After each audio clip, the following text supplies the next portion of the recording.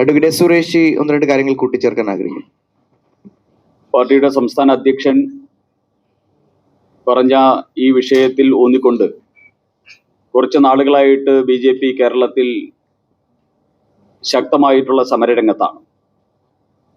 കേരളത്തിൻ്റെ എല്ലാ ജില്ലാ കേന്ദ്രങ്ങളിലും വാസവൻ മന്ത്രിയുടെ വസതിയിലേക്കും അതോടൊപ്പം തന്നെ മുൻ മന്ത്രി കടകംപള്ളി സുരേന്ദ്രൻ്റെ വസതിയിലേക്കും ഒക്കെ നടത്തിയ മാർച്ചുകൾ എല്ലാവരുടെയും ശ്രദ്ധയിൽപ്പെട്ടിട്ടുണ്ട്.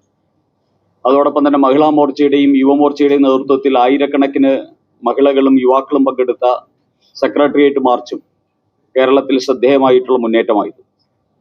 അതിനെ തുടർന്ന് ഈ സമര പോരാട്ടങ്ങളുടെ ഭാഗമായി വാസവൻ മന്ത്രി രാജിവെക്കണമെന്നാവശ്യപ്പെട്ടുകൊണ്ട് ദേവസ്വം ബോർഡ് പിരിച്ചുവിടണം എന്നാവശ്യപ്പെട്ടുകൊണ്ട് കഴിഞ്ഞ 30 വർഷത്തെ ദേവസ്വം ബോർഡിനെ സംബന്ധിച്ചിട്ടുള്ള എല്ലാ വിവരങ്ങളും കേന്ദ്ര ഏജൻസിയെ കൊണ്ട് അന്വേഷിപ്പിക്കണം എന്നുള്ള ആവശ്യം ഉന്നയിച്ചുകൊണ്ട് വരുന്ന 24, 25 തീയതികളിൽ തിരുവനന്തപുരത്ത് സെക്രട്ടേറിയറ്റ് ഉപരോധം സംഘടിപ്പിക്കുകയാണ്. 24-ാം തീയതി വൈകിട്ട് ആരംഭിക്കുന്ന ഉപരോധം 25-ാം തീയതി പകൽ ഉടനീളം നീണ്ടുനിൽക്കും. 10,000-കണക്കിന് പ്രവർത്തകർ പങ്കെടുക്കുന്ന സെക്രട്ടേറിയറ്റ് ഉപരോധം 24-ാം തീയതി വൈകിട്ട് തുടങ്ങി 25-ാം തീയതി വരെ നീണ്ടു നിൽക്കുന്ന ഉപരോധം.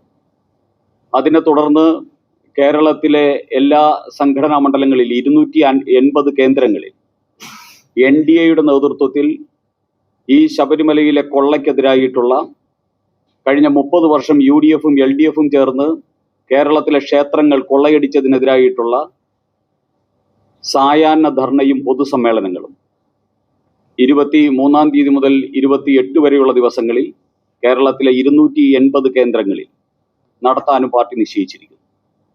ഈ വിവരം അറിയിച്ചുകൊള്ളുന്നു.